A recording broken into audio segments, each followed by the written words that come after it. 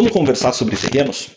Em 1967, Curitiba ganhou o primeiro plano diretor do Brasil. Desde então, nós temos planejado qual é o crescimento de Curitiba, para onde Curitiba vai crescer. Hoje, o zoneamento já redesenhado, já atualizado, define 5 grandes eixos, 5 vetores de crescimento. Vou dar um exemplo. Eixo Norte, começando pelo Centro Cívico, Cabral, Juvevê, Boa Vista, Santa Cândida. Todos esses eixos são interligados por uma via. Entre duas vias rápidas você tem a Avenida Paraná, então João Gualberto, depois a Avenida Paraná, fazendo a conexão desses bairros. Essa via é o vetor de crescimento, onde eu tenho facilidade de fluxo, né? Então eu tenho trânsito direcionado a partir dessa via, eu tenho facilidade de locomoção, eu tenho uma via de ônibus ali, eu também tenho um comércio estruturado, então toda a via do ônibus tem uma definição para comércio, ela tem toda uma especialização para atender esse comércio, e portanto ela está pronta para você verticalizar com grande potencial. Essa via chama-se estrutural, então é um eixo estrutural. Tudo que tiver entre as duas vias rápidas, nós entendemos como um eixo estrutural. Eu tenho a região norte, eu tenho a região oeste, eu estou falando do Ecoville, então, desde o Bigorrilho, Campina do Siqueira e todo o Ecoville, todo o eixo do Ecoville. Tem o leste, onde eu estou falando de centro do Cristo Rei e depois o Cajuru. E eu tenho o eixo sul, onde eu trabalho desde o Água Verde, Portão, Capão Raso, até o Pinheirinho. E ainda tem um eixo extra, que seria o eixo da Marechal Floriano, Avenida Marechal Floriano. Neste eixo da Marechal Floriano, apesar da presença do ônibus, da presença de vias com um trânsito mais rápido, não é o potencial de verticalização que foi definido ali, mas sim do comercial. Então você vai ver sempre um comércio muito bem estruturado nessa região.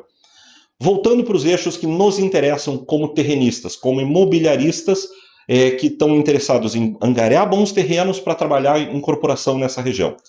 Eu vou apresentar para vocês o seguinte. Eu tenho, então, o eixo estrutural, já marco ele aqui com asterisco, porque para mim é o eixo que tem maior valor agregado. Então é onde eu consigo colocar empreendimentos de alto ticket e alto valor, e os grandes incorporadores trabalham isso com muita intensidade. Qual é o grande problema? É muito difícil e tem muita gente trabalhando nessa área. Então, você preparar uma área num terreno estrutural dá muito trabalho e às vezes leva muito tempo.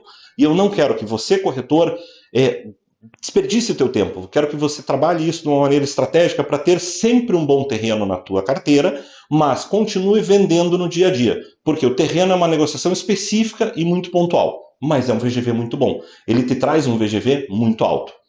Se você olhar para as vias laterais da rápida, né? Então você olhar em direção ao bairro, em vez de você olhar em direção ao fim do eixo, olhe para o lado.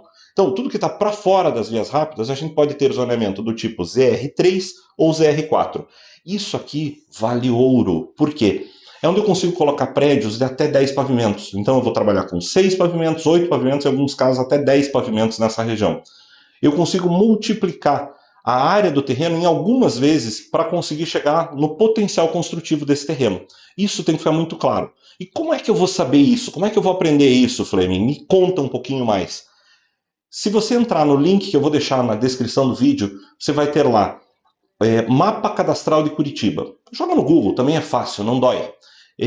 Entrando no Mapa Cadastral de Curitiba, você tem um mapa de Curitiba e você vai procurar por Logradouro. Joga lá, Avenida Paraná, número 560. Então, no Logradouro, Avenida Paraná, seleciona a Avenida Paraná, embaixo você vai ter um número, digita lá 560, é só um exemplo, e você vai chegar no terreno específico que fica nesse endereço.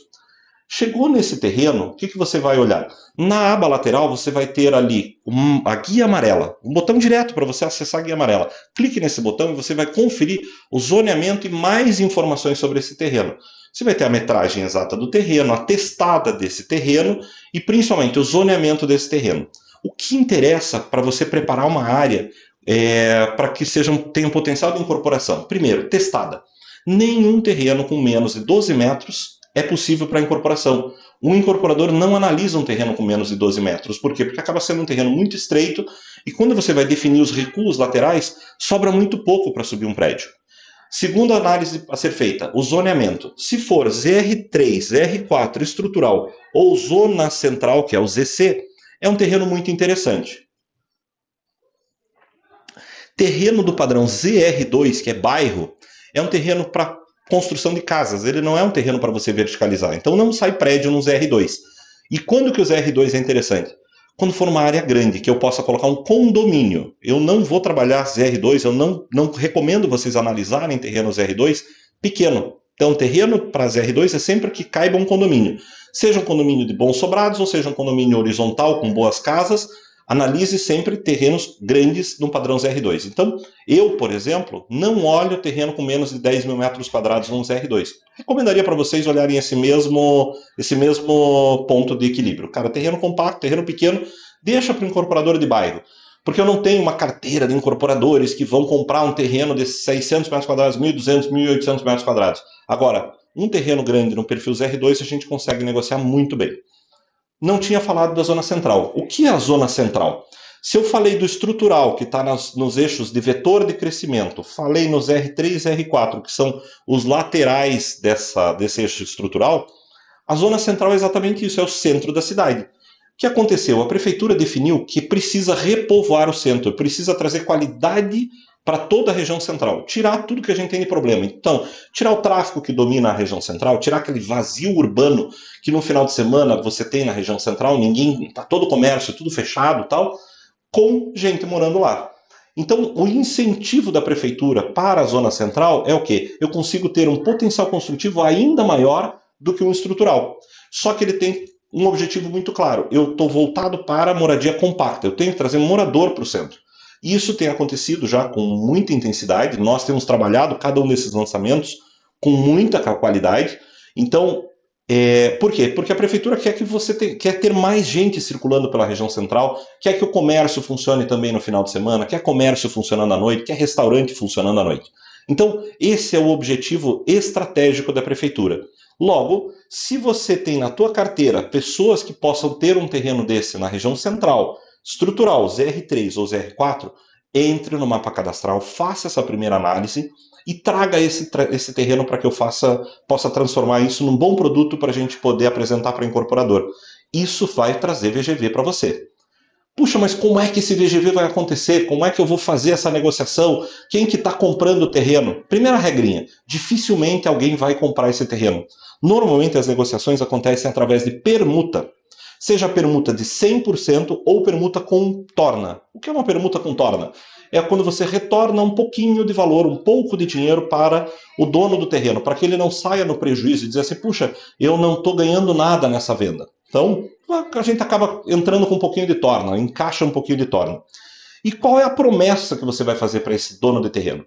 Primeira coisa, dificilmente você vai ter um terreno que pertence a alguém há menos de um ano, dois.